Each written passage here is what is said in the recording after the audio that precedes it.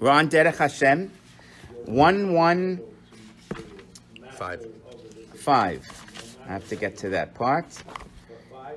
Okay, very good. So it says here, and we won't read all the Hebrew because this happens to be a long one. You'll see it in your books. It says, "V'chein tzarich sheyeda." A person also has to know shemitziuto yitbarach shemo, that Hashem, the existing one, meaning existence, his mitziut is pashut, is simple. So we have to understand what this means now. Now, beli harkava v'riboy kalal, with no parts to him. V'chol hashleimuyot kulam nimtzeim bo b'derech pashut, and everything in him is in a simple way. And just to go quickly, he says, for example, memory with us and humans, memory is one domain, desire is one, imagination is one, memory, but in Hashem, everything's all the same. And there's no separate domain.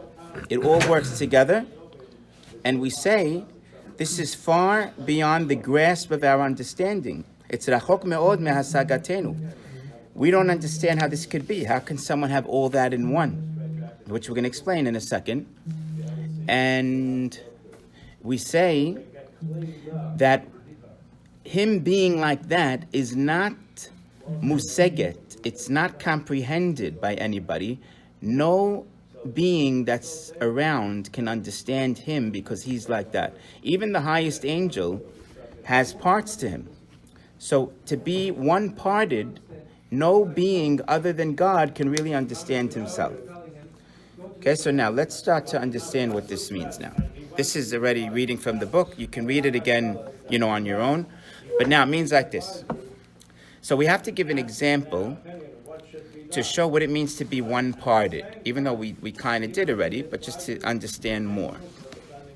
Now, we have many parts. Of course, we have memory and intelligence and all this that we mentioned.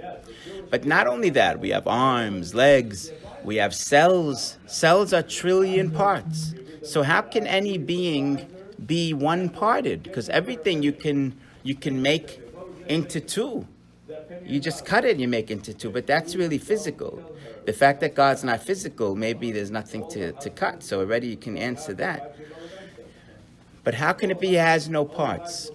So it works like this. When we say, I think of the book, okay? I think of the book.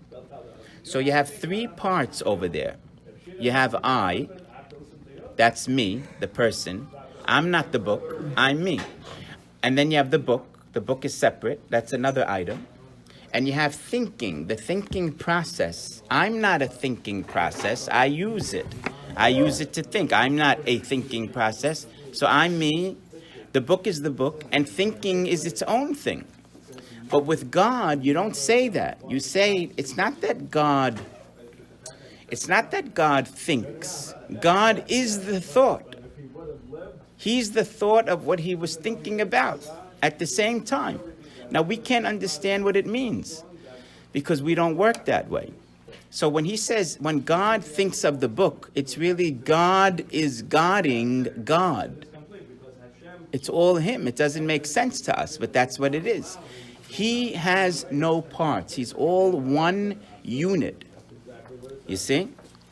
Now, however that looks, we don't have to know how it is. The main purpose of this is, like we said last time, Hashem wants to make this character of his and give it to us. So we're going to have this idea of being pashut, or simple meaning one-parted. Not simple meaning like a simpleton, nothing to do with being naive or anything like that. It just means one-parted. So Hashem said, I want you to be one-parted. How's that? Just like he was going to make us not mukhrach, like we said, imperative to be. So we have to work our way to be mukhrach.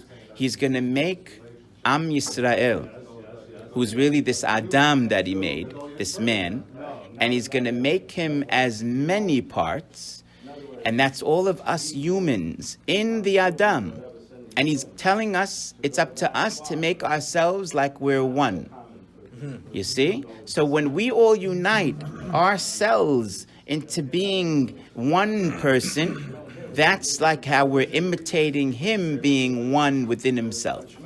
So that's really where this idea is all coming out of. Achdut of Yisrael is where this is flowing out of. And when we do it, it means we're resembling him. Even though we don't know how he works, it doesn't matter. But we can resemble it in our own way. And this will be, again, our reward in the future world.